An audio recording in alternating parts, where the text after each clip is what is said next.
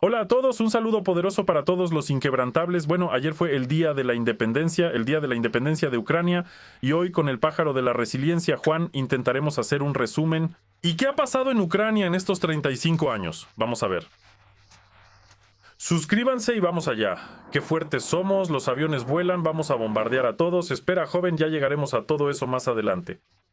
Entonces, seguramente hay algo bueno. Aquí hay mucha gente que puede hablar de eso.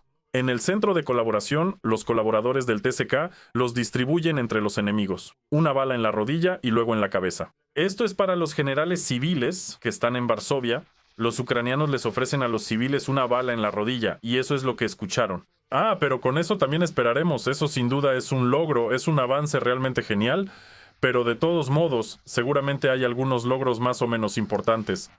Y aquí nos volvemos un poco locos. Como ven, no podemos manejar la descripción porque a veces sale uno, a veces otro.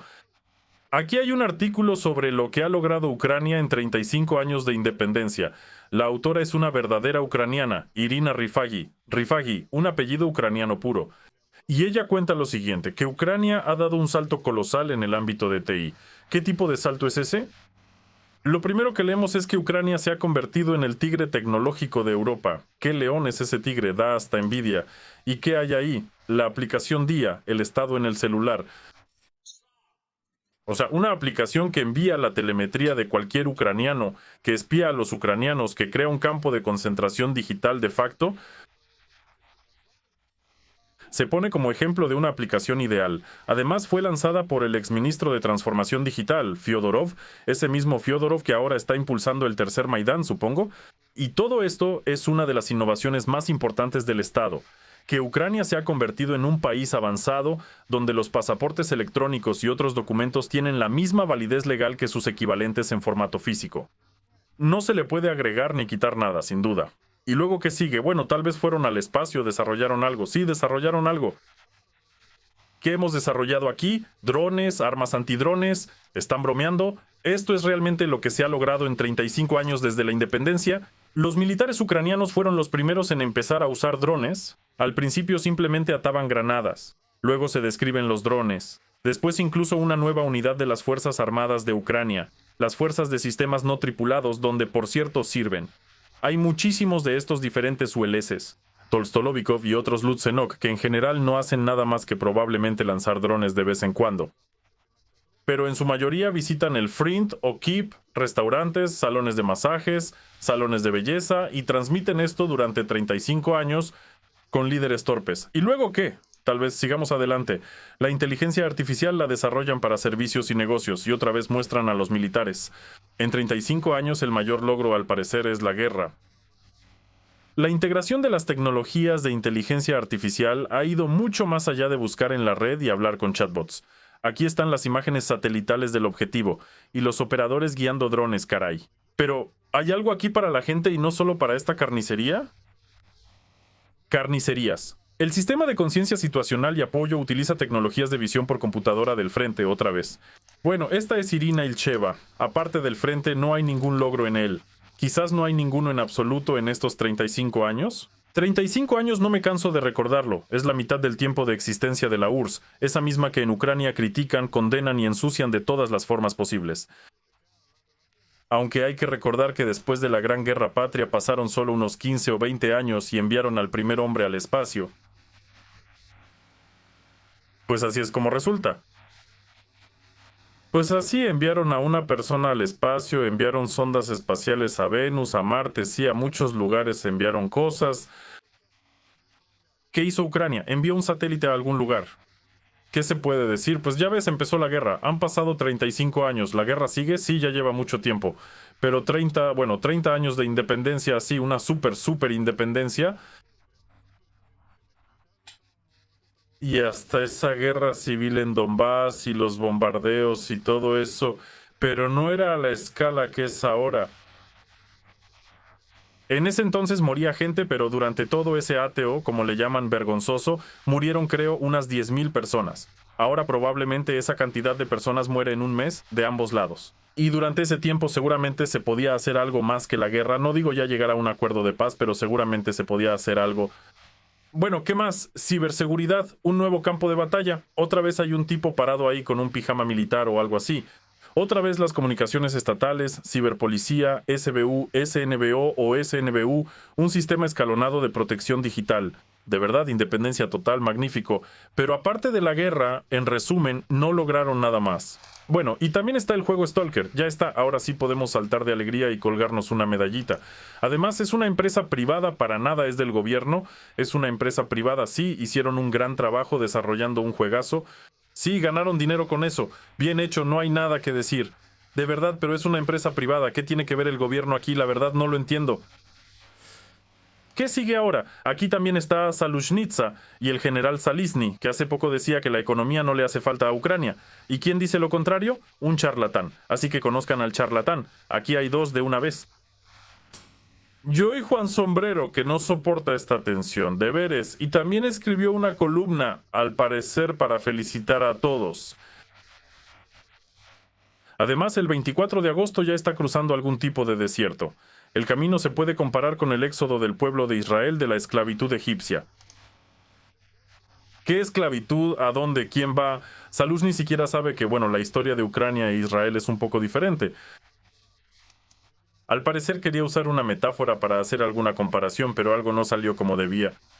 Luego aquí cuenta cómo no rendirse más para finalmente salir de la oscuridad del desierto. Luego hay que analizar el camino que nuestro país ya ha recorrido en estos 35 años. Bueno, lo analizamos y aparte de la guerra, no hay nada. Y una de las creaciones de todo esto es precisamente Zaluzhny. El poderoso general que en inglés solo sabe decir good morning y básicamente nada más. Y los aviones vuelan, vamos a bombardear. Sí, ¿qué más hemos logrado? Bloquearon a Masha y el oso, eso sí que es poderío, bien poderoso. Bloquearon los canales en ruso, ucraniano e inglés. Pero toda la promoción, los 3 canales están mencionados en la decisión de sanciones del Consejo de Seguridad Nacional y Defensa. Zelensky firmó, todo está perfecto. Restringe el acceso de los niños ucranianos a este contenido. Le quita a Rusia otra plataforma para ganar influencia híbrida. Por alguna razón las series de Zelensky todavía generan ganancias, igual que Masha y el oso. Bueno, hay paradojas a cada paso. Y de repente también hicieron una especie de encuesta al final, al término de estas 35 poderosas leccioncitas, hicieron una encuesta sobre a quién ve la gente como presidente. Y se van a sorprender, o mejor dicho, no se van a sorprender, probablemente, pero el primer lugar lo ocupa Zelensky. ¿Se imaginan lo fuerte que se hizo esa encuesta y a quién le preguntaron? Probablemente le preguntaron a Yermak, a Stefanchuk, a esa gente sabia que ha robado tanto dinero que alcanzaría para 10,000 o incluso 100,000 personas normales. Una encuesta no publicada, nos dicen, sobre unas hipotéticas elecciones presidenciales en Ucrania. El tercer lugar lo ocupó el exministro de Defensa Fyodorov con el 16% de los votos. Y el segundo, ese mismo Zaluzhny con 18% y luego Zelensky con 21% de los votos. O sea, si de repente hay elecciones, entonces harán que la gente vote como se debe. Y en esto probablemente ayudará Día. ¿Quieres vivir y recibir alimentos del gobierno? Bueno, muestra el resultado de tu votación, esa misma que se supone que es anónima. Bueno, eso es cuando debe ser anónima, y cuando no debe ser anónima, pues no lo es para nada. ¿Y qué más pasa con Dobula? Bueno, ahora ya, supongo, se puede hablar de guerra civil y bombardeos. Y justo ayer, otra vez, el Día de la Independencia. Un patrullero, un excelente policía que debería proteger a los ucranianos, se peleó con una persona discapacitada que salió del frente de fuego, a quien literalmente destrozaron ahí.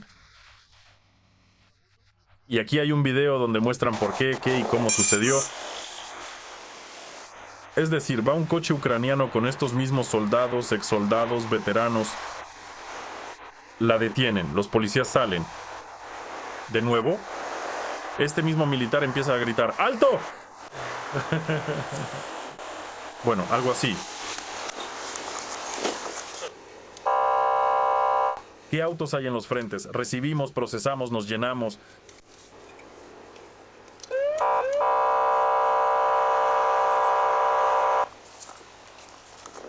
Soldado, para qué hacen eso, chicos? ¿Para qué esos espectáculos? Les digo esto con mucho respeto al inicio militar. Sabes que esos espectáculos, esas groserías, son cosas de niños, es curioso. Sí, estoy de acuerdo, pero bueno, los documentos, el orden, hay que revisarlos, por favor. En realidad no está claro, el sacerdote dice que esto es una reorganización. Es necesario, así que por favor, esperen un momento. El sacerdote dice que esto es una reorganización. Quita tus manos de encima, carajo. Es una reorganización, así que por favor, te lo pido. Y luego, bueno, ahí siguió todo. Después la pelea estuvo muy fuerte, no fue cosa de niños, ese video lo pueden ver en mi canal. Aquí solo apunten la cámara de su smartphone o tableta a este código QR y van directo al canal con esos videos. O, si me están viendo desde un dispositivo móvil, aquí en la descripción del video está el enlace al canal de Telegram. Y los militares en general no quieren ni a los del TCK ni a esos policías. Ya se les puede cambiar el nombre. Antes la milicia se convirtió en policía. Y ahora a la policía se le puede llamar simplemente policías colaboracionistas. Ya nadie los quiere. ¿Por qué? Si antes, aunque fuera de mala manera, al menos brindaban algo de seguridad a los ciudadanos, y muchos de nosotros sabemos cómo lo hacían, ahora esto es una locura. Esos mismos policías atrapan gente en las calles y los mandan al frente en su lugar. ¿Quiénes saben disparar? Los policías. ¿Por qué no van ellos al frente? Es solo una pregunta retórica. Dicen que protegen la seguridad de Ucrania. Y por supuesto, mientras más pase el tiempo, habrá más veteranos de guerra. Volverán de la guerra y así será. Pero no es solo con los policías. Muchos allá piensan que los civiles ya no son dignos de hablar con ellos. Y aquí ya son personas de segunda clase. En fin, también pasa con Dubula. Y ahora desde Dubula también hay ataques constantes a Ucrania.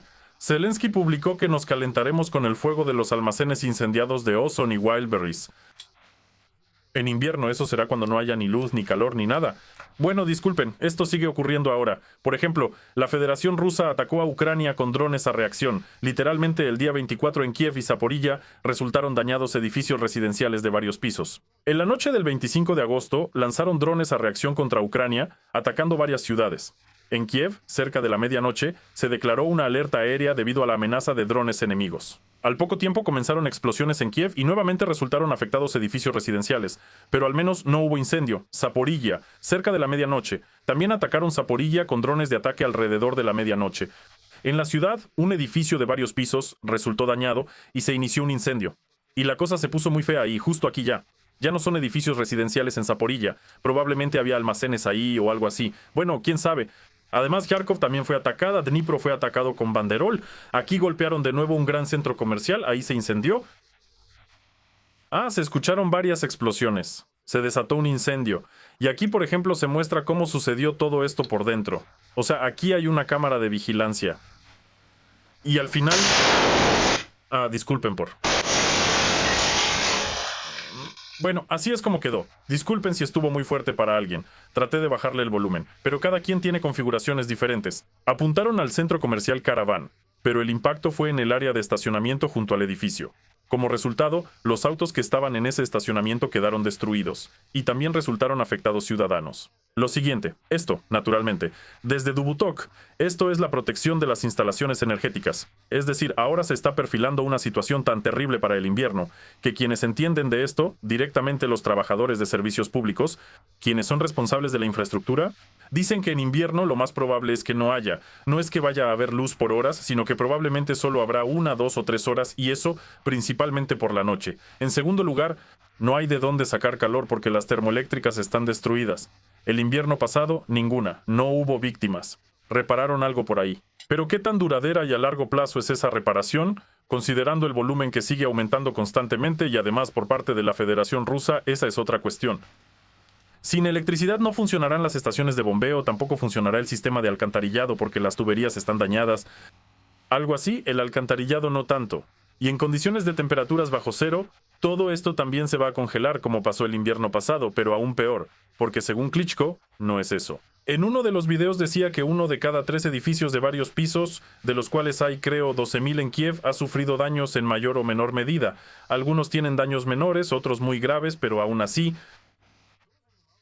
¿Quién se encargaba de proteger la infraestructura energética de los ataques? Ese mismo afgano, Mustafa Nayem, que fue quien organizó el Maidán. ¿Qué logró organizar al final? Pues nada, luego lo despidieron porque se robó dinero. Y Mustafa ya no está, se escondió en algún lugar, pero su hermanito sí apareció. Apareció Shmigal, que ahora, rodeado de chicas y algunos hombres, también dice que va a proteger las instalaciones energéticas y cuenta que ya están protegidos. La verdad, yo no veo ninguna protección. Ahí está la instalación energética, hay como un hoyo cavado, pero no veo ninguna reja, ni mallas, ni nada en absoluto. Por ejemplo, en ese mismo UAE, los muchachos en 4 meses construyeron una malla literalmente con varillas de refuerzo. Y ahí la malla es muy densa, se nota de inmediato que el objeto está protegido contra drones. O sea, puede haber daños, pero no tan graves. Ellos calcularon la propagación de la onda expansiva, la posible dispersión de fragmentos y todo lo demás. O sea, ahora solo puede dañarse por accidente o si ocurre un impacto muy fuerte ahí. ¿Qué tipo de protección hay aquí? A menos que Shmigal o esa chica que se dio la vuelta, que al parecer ya no puede escuchar toda esa tontería. Shmigal nos dice que la energía es el objetivo principal del enemigo. Bueno, en realidad ese análisis está al borde de ser casi divino, simplemente un tipo de análisis. Me parece que todos los analistas pueden renunciar hoy mismo y sus servicios ya no son necesarios. Está este Shmigal y ya, no se necesita a nadie más. Hemos desarrollado, dice él, un refugio único para instalaciones energéticas de diferentes niveles y capacidades. Nuestros ingenieros energéticos crearon una protección técnico-ingenieril única que ayuda a proteger el sector energético. Las instalaciones energéticas, incluso después de un impacto balístico, se reparan en una semana y no en meses. Y él informó que este año ya se han enviado casi 6,000 toneladas de equipo energético desde los centros de distribución a las regiones y comunidades. No está claro si cabe en los bolsillos, tal vez fue enviado en forma de dinero. Bueno, veremos en invierno qué tan cierto es eso. En mi opinión, por la noche, bueno, en invierno más bien, estos mismos personajes empezarán a quejarse diciendo «hay» y «qué» y «no hay» y «las peras». Y no protegieron, pues bueno, así es como me parece a mí. Y entonces, de repente, simplemente de la manera más inesperada, llegó una nueva propuesta de paz de parte del poderoso líder. Es sorprendente, pero es un hecho. Dicen que Zelensky presentó una nueva propuesta de paz para terminar la guerra. ¿De qué se trata? Vamos a hacernos esa pregunta. El equipo ucraniano trabajó en este plan junto con los enviados de Trump y funcionarios europeos. Bueno, aquí hay que notar que si apenas empezaron a trabajar con los funcionarios europeos, entonces, ahí hay de todo. Especialmente si participaron abogadas tan poderosas con formación médica como Kaja Kallas, entonces ahí sí que hay de todo. En la publicación del medio se dice que el plan contempla varias partes principales. Lo primero es el alto al fuego. Simplemente maravilloso, esto es genial, es digno de las mejores mentes de la humanidad. Lo siguiente es la creación de una zona económica libre. Lo segundo, una zona económica libre. Esto es en esa zona devastada, que normalmente después de un armisticio se llama territorio neutral, pero ahora se llama zona económica libre. Al parecer quieren hacerlo siguiendo el modelo de Corea del Sur y Corea del Norte. Ucrania y Rusia deben retirar sus tropas de manera sincronizada a cierta distancia, y el territorio del que se retiren las tropas puede convertirse en una zona de amortiguamiento bajo la administración de una tercera parte. ¿Quién será? Por supuesto los estadounidenses. Bueno, ¿quién más? Son personas maravillosas. Pero la verdad, este global puede que se convierta en eso, puede que sea algo débil o puede que de repente no lo sea, también puede que no lo sea. La tercera parte son las acciones de la Unión Europea y la OTAN, y los pasos que Ucrania está dispuesta a dar en el marco de estos acuerdos. Nos dicen que estas propuestas no son exclusivamente ucranianas. Fueron desarrolladas conjuntamente con representantes de Estados Unidos, la Unión Europea, y además también se discutirán con Rusia. Rusia también tiene su propio plan. Putin señaló lo siguiente: en la Duma estatal anunciaron su propio plazo para el fin de la guerra en Ucrania, la victoria absoluta para el año 2030. Bueno, al parecer ya todo está dicho sobre eso. Otra vez primero era Kiev en 3 días y ahora ya es hasta el año 2030. Parece que esto es una especie de relatividad. Aquí entra en juego la teoría de la relatividad. Bueno, en general eso también es otra victoria más. En la Duma estatal de la Federación Rusa declararon que Rusia debe terminar la guerra contra Ucrania para el año 2030. Además, el resultado debe ser una victoria absoluta. Pero, al parecer, la frontera se extenderá hasta algún océano o incluso hasta la isla de Pascua. Así lo escribe una publicación rusa, lo declaró un miembro del KMI, no importa quién sea, en general, lo dijo. Todos quieren luchar contra Rusia, infligir una derrota estratégica, declararon los diputados rusos. Por eso, para el año 2030 Moscú debe terminar la guerra contra Ucrania para poder empezar a resistir a la OTAN, que en principio tampoco parece tener intención de atacar a Rusia. En la Federación Rusa gritan que Rusia planea atacar a la OTAN y estos gritan que la OTAN planea atacar a Rusia, pero en general para el año 2030 al parecer alguien sí atacará a alguien. Si las economías todavía lo permiten, pelearán con algo más que piedras y palos, como fue en la Tercera Guerra Mundial. Los participantes de los conflictos armados pelearán usando piedras y palos, porque no quedarán ni recursos, ni tecnología, ni gente. Esperemos por supuesto que no sea así, pero en general todo se está moviendo precisamente hacia eso. Pero otra victoria, por cierto, se me olvidó mencionarla, es que el aumento de los precios del combustible en Ucrania incluso superó al líder de la Unión Europea. En un año, el combustible en Ucrania se encareció notablemente más, un 30% más que el año anterior. En la Unión Europea es aproximadamente un 16% y en general es cierto. Pero al parecer, todavía quedan personas ricas en Ucrania que pueden permitirse el combustible. Y ahora vamos a ver a los poderosos líderes. Hace tiempo que no los muestro, me da pena, y ahora vamos a verlos. Uno de ellos es el viejito más poderoso, Tuka, que siempre está hablando y nos provoca melancolía. Desde el punto de vista, primero que nada, de la economía. Todos llevan camisas bordadas, todos simplemente llevan camisas bordadas.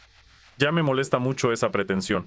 Eso de, bueno, incluso hay simplemente un gasto experto. de Rusia. Y en segundo lugar, la desestabilización de la situación interna de la propia Federación Rusa. De verdad, ahí simplemente hay una extraña esclavitud en las mentes y en los caracteres. Pues sí, y Tuka también, por cierto, decía que hay que dispararles a los civiles allá, que si atacas a un reclutador, a un cazador de personas, entonces también a ti te deben matar a tiros. Pero en Ucrania no hay esclavitud, eso es en Rusia, sí, ahí hay esclavitud, dice Tuka. Y en Ucrania cualquiera puede salir, cualquiera puede trabajar donde quiera, hay dinero de sobra, bueno, para Tuka probablemente, pero no para las demás personas. Pero de todos modos, Tuka está bien, al parecer él piensa que todos están bien, no hay esclavitud. Bueno, escucha, ¿qué dices? Durante horas o incluso días buscan combustible y en consecuencia ya empezaron a subir los precios de los alimentos. Me sorprendió gratamente la cantidad de cruces de la frontera estatal. Por cierto, Tuka contó esto antes en otro video. Les mostré con esta misma periodista. Empezó a quejarse de que fue al supermercado y que en todos los estantes había de todo. Y esta misma periodista lo miró así. Ya ni sé cómo se llama. En fin, Volodymyr Ragulevich o el papá. En fin, no importa cómo se llame.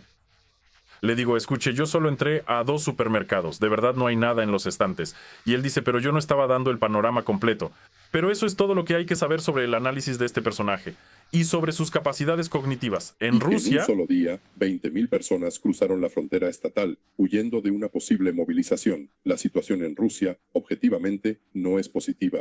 Sí, y ahora escuchemos la situación en Ucrania. ¿Cuánta gente se va, disculpen la palabra, de Ucrania? Aquí nos informan sinceramente puras tonterías. Actualmente, entre semana, ya desde hace varias semanas, el flujo de pasajeros no baja de 120.000 cruces fronterizos. Allá apenas se alegraban de que 20.000 personas salieran de Rusia, pero aquí 120.000 ucranianos están saliendo. Bueno, ahora Demchenko nos va a contar lo siguiente. Y estos fines de semana, especialmente el sábado y el domingo, en realidad tiene cifras aún mayores. Tanto este año como el año pasado, predomina la salida de Ucrania. Bueno, porque es el inicio de la temporada de verano en general, el comienzo de la temporada de vacaciones, el fin de las clases en las escuelas y especialmente las madres con hijos. Esa es la categoría que más se suma a quienes cruzan la frontera. Bueno, por supuesto, y así la cantidad de personas en Ucrania aumenta. Aparentemente vienen del extranjero. Yo ahora mismo estoy empacando mi maleta, claro, para ir, sí, a mi querida patria. Después de todas esas declaraciones fuertes de tucas de todo tipo y de esos Demchenko y otros similares... Bueno, ahora tenemos otro personaje, lo llamamos Yoshin Svashin, a la izquierda el joven Lenin, a la derecha Yoshin Svashin. ¿Y por qué? Bueno, ahora les voy a mostrar, esto es creo una canción checoslovaca y además es de los años 70 creo. Y ahí estaba Yoshin Svashin, es Yoshin de los pantanos. De verdad, son dos personajes prácticamente una copia. Yoshin Svashin todo lo resuelve con su estropajo. Yoshin nos cuenta lo siguiente. Si hubiera una ley que permitiera tener exención solo a quienes ya han servido y en la fábrica hay que producir drones, ¿por qué? No.